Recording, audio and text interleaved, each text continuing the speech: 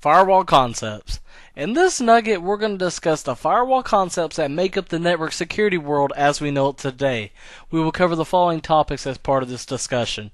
We will cover the OSI model and an overview of exactly what the OSI model is and what each layer of the OSI model represents to us. And then we will talk about the types of firewalls that are supported through our checkpoint security solution. So let's discuss, what exactly is a firewall? Well, if you were to actually poll 9 out of 10 people who are not in the network security industry, they may tell you that a firewall is the wall that separates their apartment from their neighbor's apartment just in case a fire was to break out. And they may also tell you that it's the compartment on their car that separates the engine compartment from the interior cabin. Now, we all know that the world of network security firewalls has really grown in a rapid fashion in the last 10 to 15 years. So let's get into the actual OSI overview, where we're going to talk about the actual OSI model and what it means to you and why it's really important in the world of network security and the networking industry as a whole. OSI model. Well, what is this? This is exactly a chart to describe the world of computers as we know it today. Well, it looks kind of simple. Not so flashy, not so complicated, but it's actually how things work today, and it's how the network world and the hardware world come together to make an actual application work for us. And this is the 7 layers that represent the OSI model. Alright, so let's discuss each one of these layers at this point to help you get a good understanding of exactly why we need the OSI model. Now, to actually get into the world of network security and firewalls, it's very helpful to understand what exactly the OSI model or the Open Systems Interconnect model can do for us. It's meant to represent an actual graphical depiction of how everything works in the world of network security and networking in general. The first layer that we have here is our physical layer. And then we have our data link, our network, transport, session, presentation, and application layer. Now, whenever you see this, and one of the first things that you're going to need to do as you get into the world of network security and the world of networking in general is to memorize this layer and to be able to recognize exactly what applications and what type of devices fall in the different layers of the OSI model. So your first job is to remember all 7 layers. And the easiest way to do this is to remember a couple sayings. And the first one is, all people seem to need data processing. Or my favorite, please do not throw sausage pizza away. So very simple. If you can remember one of those terms and to be able to recognize that layer 7 is application, layer 6 is presentation, layer 5 is session, 4 transport, 3 network, 2 data link, and 1 physical, and a partridge and a pear tree. But anyway, let's get into exactly what goes on in layer 1. So layer 1 is actually the physical layer. And layer 1 is actually going to be representative of actual physical hardware. You can touch it, you can hold it in your hand, you know exactly what something physical is. And the physical layer is where we're going to describe and where we're going to be able to understand that is exactly where an Ethernet card, a hub, a actual cable that you can hold exists at in the OSI model. And it's exactly where everything starts, because you can't get any communication on a network until we complete exactly what's going on at the physical layer, because we're going to have that network card in that computer, and we're also going to have that network Cat5 or Cat6 cable connected to that port, and that's going to run to the data port on your wall or a hub, for example. And that's the first thing we need to understand, is the physical items that make up the base level of computing, and that's what goes on at the physical layer. And our next layer of discussion is going to be the data link layer. So what is the data link layer?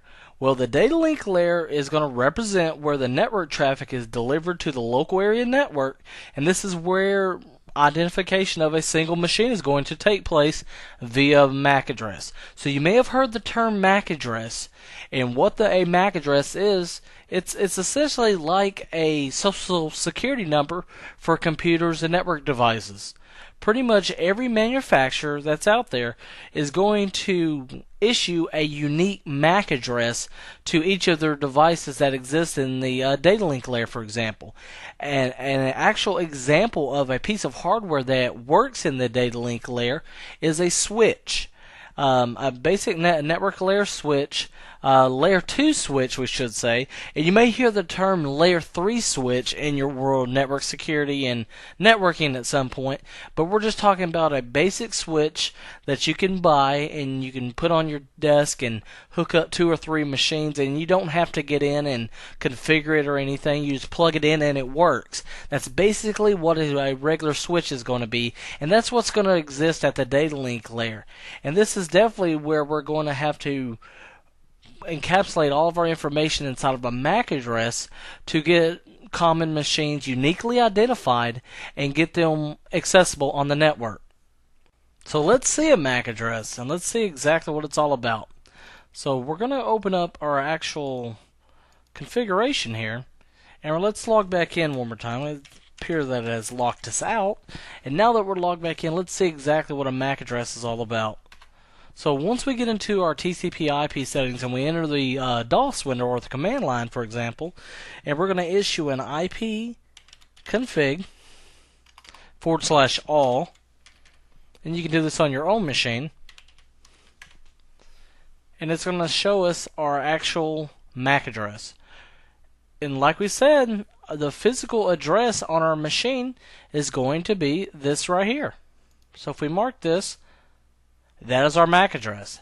This is exactly where we're going to take this machine and put it on our network and connect it to our switch, and it's going to be uniquely identified by its MAC address. So that's essentially what the MAC address and the layer 2 of the data link model is all about, and why it's very important inside the world of network security and the world of networking today. So let's get into our next layer of discussion, and that is going to be the network layer. So let's talk about the network layer. So what is the network layer and what is it all about? Well, the network layer is going to be where you identify machines in the world of IP telephony today, or in the world of networking or network security today. Everything that exists on an actual network or on the internet, for it to be accessible to our computers, must have an IP address. So addressing in this layer is covered by an actual IP address.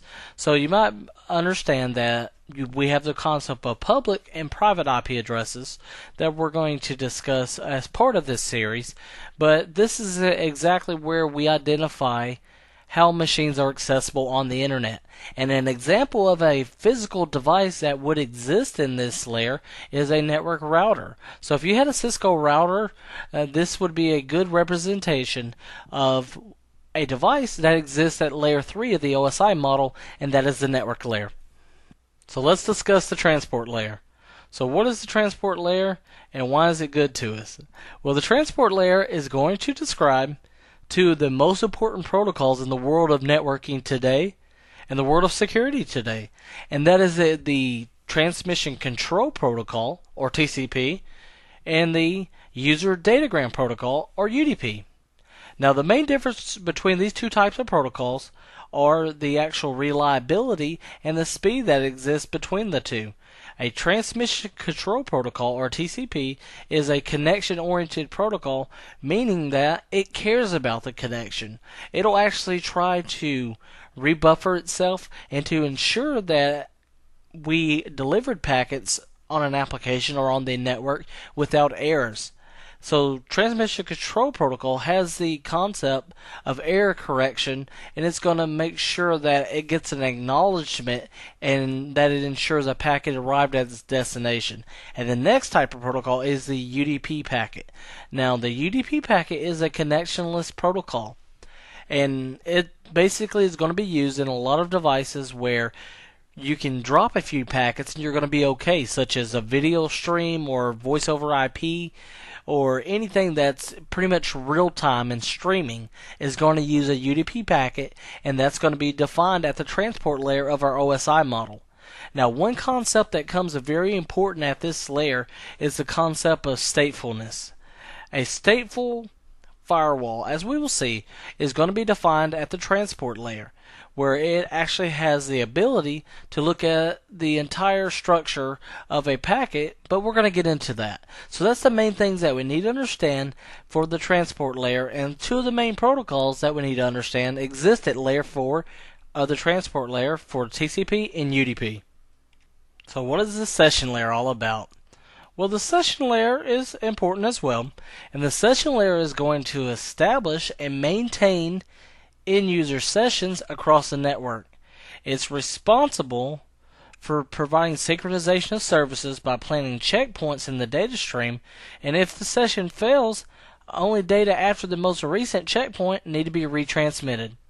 And it manages who can transmit data on the network a certain time. And some examples of some common protocols that you may have heard of that exist at the session layer are NetBIOS and remote procedure call. So that's the main thing that we need to understand. The session layer is going to understand how sessions are going to exist on the network, and it's going to manage that whole conversation that's going to happen between two computers. Presentation layer. So what is the presentation layer all about? Well, the presentation layer is going to translate application to network format and vice versa. So as an application needs to talk to the network in order to send that information out of our firewall, for example, we're going to have to rely on the presentation layer to present that type of data to the lower layers in the OSI model. So from the application, it's going to go to our presentation, and this is going to present the data to the lower layers and convert things in the application across the TCP/IP stack in order to get them sent across the network. And it's definitely going to be responsible for protocol conversion, character conversion, and it's also going to set standards for different systems to provide seamless communication for multiple protocol stacks. So that's the main thing we need to understand, that the presentation layer is going to present the data to the lower layers of the OSI model so that it may act on that type of data and get it moved across the remainder of the OSI stack. Alright, so we've arrived at the layer 7, the king of the mountain, the application layer. The application layer is going to be used for applications specifically written to run over the network. It's going to allow access to network services that support these applications, and some examples of some common applications that you are very familiar with that exist at this layer are DNS, FTP, TFTP, BootP, SNMP, SMTP for mail traffic, Telnet, and SMB for Microsoft shares or things like that on a Windows network, for example. Now, the application layer is pretty important in the world of network security, and this is where one of the strongest aspects that make Check Point the network security leader that they are exists is in their application gateway or the application layer gateway through a product called Smart Defense. Smart Defense is going to provide you the ability to do some protocol validation to ensure that an HTTP packet is really an HTTP packet. Now, there's a common exploit that a lot of attackers have gotten into these days of actually trying to mask different types of attacks behind protocols that we typically have to leave open on our firewall. In order for our companies to operate, we have to leave our email port open, and we may need to leave a web server port 80 or port 443 open. So there's a lot of attacks that are going to use those common ports and try to come through those ports looking like legitimate traffic when it's actually an exploit on the network. And that's one of the main things that we need to understand at the application layer. We get into the application layer gateway firewall concept, and that's going to be very important as we get into our nuggets specifically on smart defense. But that's the main thing I wanted you to understand about the application layer, is where our common applications are presented to us. It's the things that we can see and touch and click on a computer, and then once we actually open that email or send an email or ping that server, those type of things are going to come up at our application layer and then move downward through our OSI model to get this type of communication out to our host that we want to talk to. So that's the main thing that I want you to understand, that these 7 layers of the OSI model make up the world of networking today, and it's very important for network security as we know it today. So the last concept I want to leave you with is, where does Check Point fit exactly into this model with their firewall products?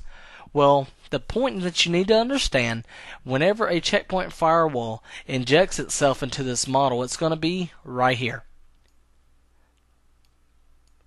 And that's exactly where we're going to have a firewall kernel. So where is that exactly? Is it in the data link? Is it in the network? No, it's actually in between. That is exactly where Check Point is going to inject its kernel to watch as traffic comes from the physical layer through the data link, and before it actually gets to that network layer where it could be presented to computers on our network. That is where the Check Point actual inspect code and the kernel for our firewall is going to exist. And that's an important point that you need to remember for your CCSA concepts and objectives. So with that, let's move on to our next point of discussion, and that is the OSI model. Alright, so I hope you're ready. Let's dive into the firewall concepts and technologies that are supported by Check Point. Now, the first type of firewall technology that Check Point is going to support is a very basic level of firewall, and in general, is the packet filter firewall. Now, the packet filter firewall is going to be firewall in its most basic form. And it's going to function at layer 3 of our OSI model, and it's going to basically filter traffic based on 5 factors. And those 5 factors are based on the source address, the destination address, the source port, the destination port, and the protocol. And those are the 5 things that a packet filter firewall are going to look at when it decides to make a decision on how it's going to accept or deny a packet. Now, the main thing that we need to understand about a packet filter firewall is that it's the least secure type of firewall, because it has no intelligence to look and to ensure that a SMTP packet is really an SMTP packet. It has no intelligence, we should say. And that's the main thing we need to understand about a packet filter firewall, is though it's very basic, and it's exactly where we all started from, and it still has a limited importance in networking today, but is the basic layer that you need to have on all firewall products before we move into the next type of firewalls, and that is stateful inspection. Stateful inspection is very, very critical and very important to networking today. Stateful inspection is going to give us the ability to examine the entire packet. It's going to look at the header all the way to the actual end of the packet to make sure that the packet is as it says it is, and it's going to have statefulness. And that's where the actual stateful inspection becomes very important. And this technology was developed and patented by Check Point back in 1993, or a little bit before, 92 maybe. The Check Point actually came up with the concept of the stateful inspection firewall, and they were the ones that patented this technology and made it what it is today. And that is one of the reasons why Check Point is so successful and who they are in the world of network security. And we need to understand that a stateful inspection firewall is going to exist at layer 4 of the OSI model. So if we remember, if we go back to our actual saying, we see all people seem to need data processing, right? So the T represents the transport layer. So the transport layer is where our stateful inspection is going to take place. And like we said, it's going to examine the entire packet, and it's definitely going to provide some application intelligence to verify that a packet is as it appears to be. And that's one of the main things that we're going to get into as we get into our smart defense discussion, as I talked about later on in this series. But that is where application intelligence kind of comes together with the stateful inspection to make up the wonderful world of checkpoint firewalls today. So there's basically three layers that a checkpoint firewall is going to use. We're going to use a packet filter, we're going to use stateful inspection, and we're going to use an application layer gateway through protocol validation presented by the Smart Defense product to make your environment totally secure. And the next concept that I want to get into is the concept of a bridge mode firewall. A bridge mode firewall is some really, really cool stuff, and we're going to take a look at that in depth here.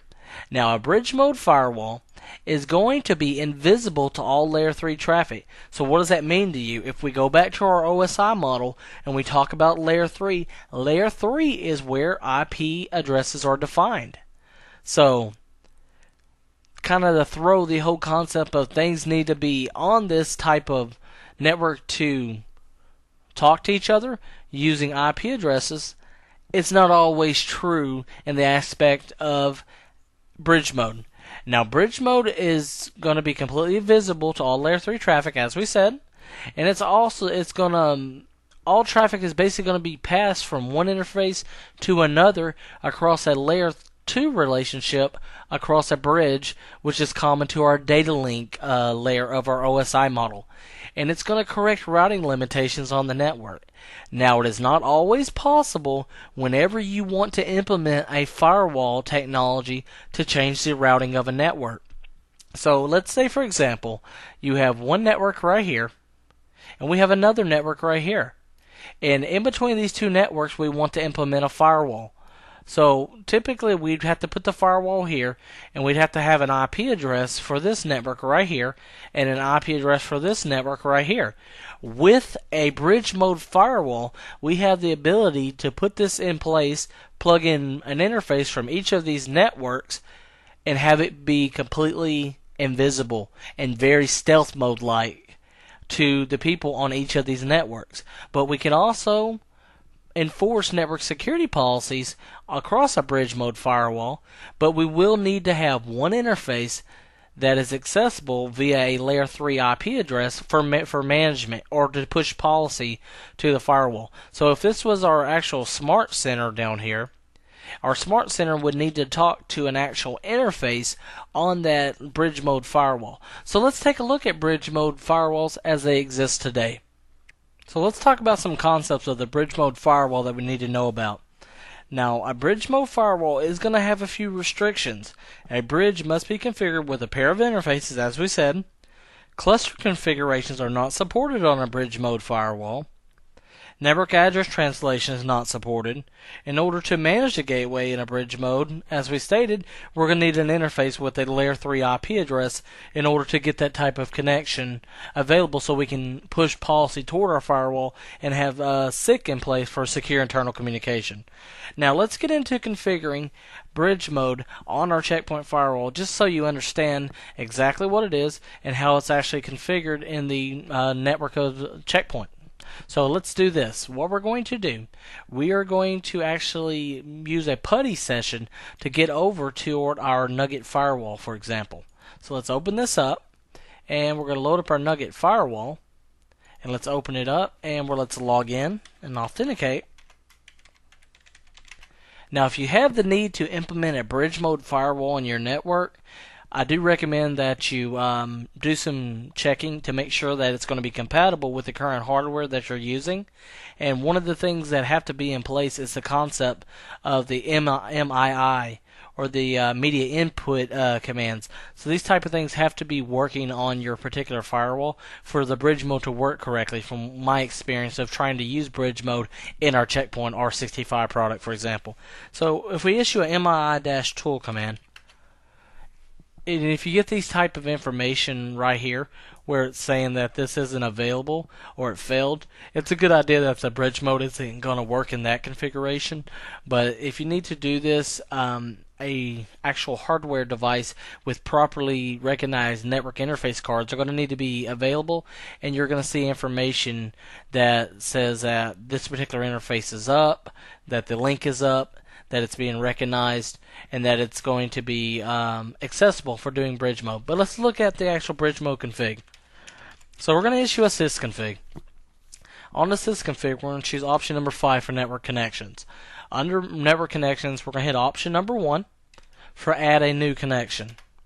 And then we're going to see the aspect of number 3 for the bridge. So, with the bridge, it's going to ask us the bridge the following interfaces and then hit end for next. So, let's go ahead and take a quick look at this. Now, it may not let us do all this, but let's just see what it looks like for now. So, if we hit option, it says configurations or change your choice, so let's hit option number 2.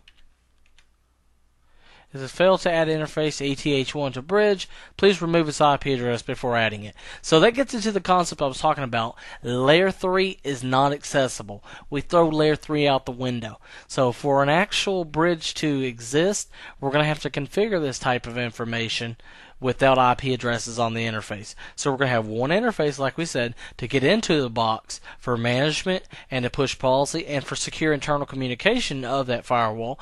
But we're going to have no IP addresses on the two interfaces that are going to exist in the bridge.